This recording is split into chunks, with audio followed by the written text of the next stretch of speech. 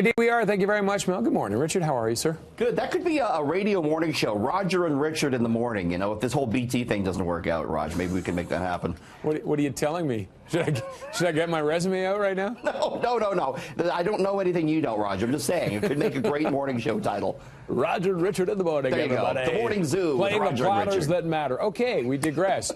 Where are we going? Are we talking about Everest? Are we talking about coffee? What are we talking about? I want to start off talking about Raptors tickets because I know there's been a lot said about this, but I'm just completely astonished because the prices continue to go up overnight, Roger. Yep. And we're just looking at some huge numbers here. So the cheapest get-in price for tomorrow's game, $908 Canadian, and you got to stand for that price. That's standing room, Roger. I have done the standing room for the Raptors games. They're up in the rafters.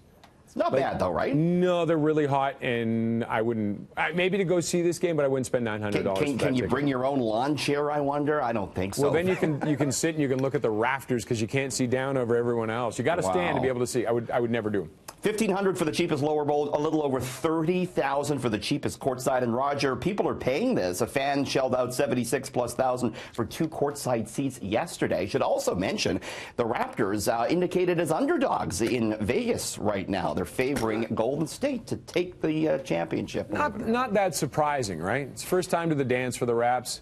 And Golden State, what have they won it now? 3 times in the last 4? I'm trying to remember the numbers now. I know. They're perennial favorites. We're going to prove the bookies wrong, though, Raj. We'll prove them wrong. Oh, I hope so. And I think we have a good shot at it. But, yeah, it's not surprising Golden State is the favorite. Not at all. You and Devo were talking about this Everest story earlier, this basically this human traffic jam that has led to 11 deaths now. People trying to make it to the top. There's so many, they can't do it. You know, Roger, this made me look into the monetary cost to climb this mountain, which is quite extensive. The average climber pays $45,000 to try and make it to the top.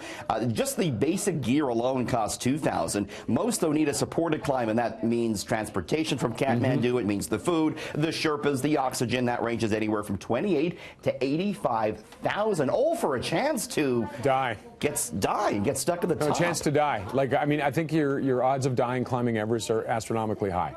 The problem is, too, a lot of people who are not mountaineers now feel they can do it. They just pay the money and they basically get brought to the top, and that's where you get into trouble, I think. And I actually thought it was more expensive than that. I thought I remember seeing numbers like $60,000. People have put their life savings into doing this, and they don't get their money back, I don't think, if they don't make it to the top. I don't think so. A fully custom climb, they say, can cost $115,000. So yeah, there's a whole range of prices, but it is very expensive. Ridiculous. Finally, Roger, burnout. Are you burnt out at work? You're not burnt out, are you? No, not at all, actually. Good. I'm great. I'm good. No, you're ready to go. You're good to go. But burnout is now an official medical definition for the first time. The WHO has this in all their handbooks. And here's the symptoms: feelings of energy depletion or exhaustion, increased mental distance from one's job, or feelings of negativism or cynicism towards one's job, and reduced professional efficiency. The now official symptoms of being burnt out at the office, Raj. I can absolutely believe that. And especially when you see some people putting in like 60, 70 hours a week. I know. For sure. It's mad. It's crazy. All right. Richard, thank you very much, sir. Thanks, Roger.